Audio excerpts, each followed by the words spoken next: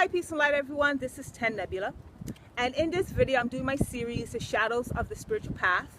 And I'm talking to you about teachers not living the practice. So first of all, again, we are all human beings. We're all on our path, whether we're conscious of it or not. And we all have lights and shadows. We all have weaknesses and strengths, and we all have room to grow. But if you're following a teacher and you're become very aware that there are certain things that they're speaking about that they're not actually practicing, then that's a problem. Again, we can be teachers, we can have our own stuff to handle, we can be in our yoga class, we can have our own teachers, and that makes sense. But when I'm talking about not living the practice, it's just like there's so many places, there's so many centers and organizations and practitioners, and anyone can look the part.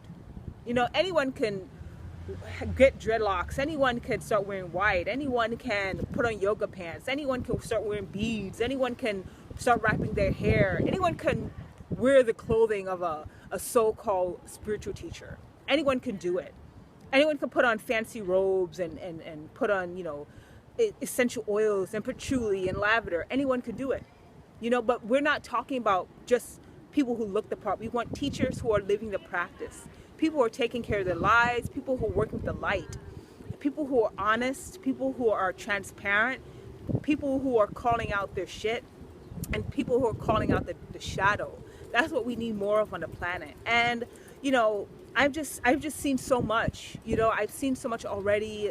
The type of things people do because of the fact that people who are on that path of shadow but are considering themselves a spiritual teacher, and they know that people follow them and listen to them or buy their stuff or use their money or give them energy and make them feel important or valuable, and their intentions are just not pure. It's not coming from a healthy place. It's not coming from a place about of practice. It's coming from a place of manipulation. It's coming from a place of just wanting to be very shallow and superficial and just look a certain way. There's been teachers, there are teachers that sleep with their students, sleep with a crazy amount of their students. There are teachers who just like we hear always about these certain churches, and they take all this money from the people and then it's going into that pastor's pocket. We want to be in places that honor us, that honor our money that we're giving them, places that are, and people who are setting the best intentions, people who are doing their best with their practice. Of course, we have moments where we fall off our path or we have a moment of weakness, and that's fine. We come back, but it's a different story when someone does that chronically and when there's no kind of intention to actually heal this situation.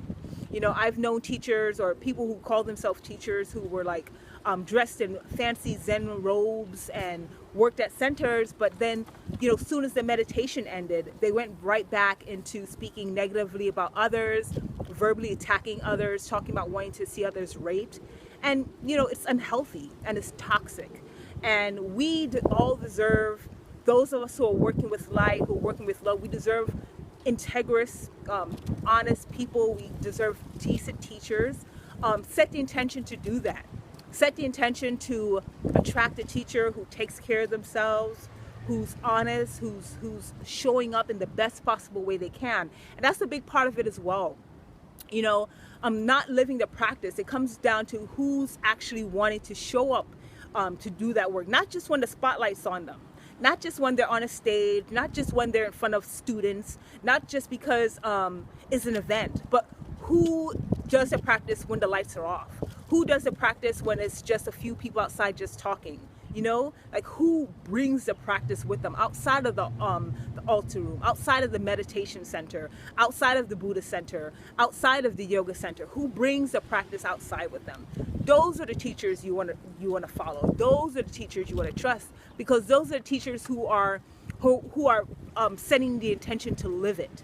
They're setting the intention to be it. They're setting the intention to be greater, and that's what you want. You want greatness. You don't want half-assed teachers. So I'm just so grateful. You know, me personally, I had videos on this already, but I've met exceptional teachers, and I'm so grateful for my path to come across such honest people, people who really wanted the best for me, who brought so much good into my life, and that's what I'm sharing this video for people to want that for themselves as well. You can attract someone who's working with the light. You can attract teachers who are doing their best every day, and you could attract people who attract the teachers who will honor you and respect you, and who are using their time on the planet to do greater good. I want to thank you all for watching my video today. Feel free to check out all my other amazing works. Find me on Facebook, LinkedIn, and Twitter. Facebook, LinkedIn, and Twitter, and Instagram. And you guys all stay blessed. Bye.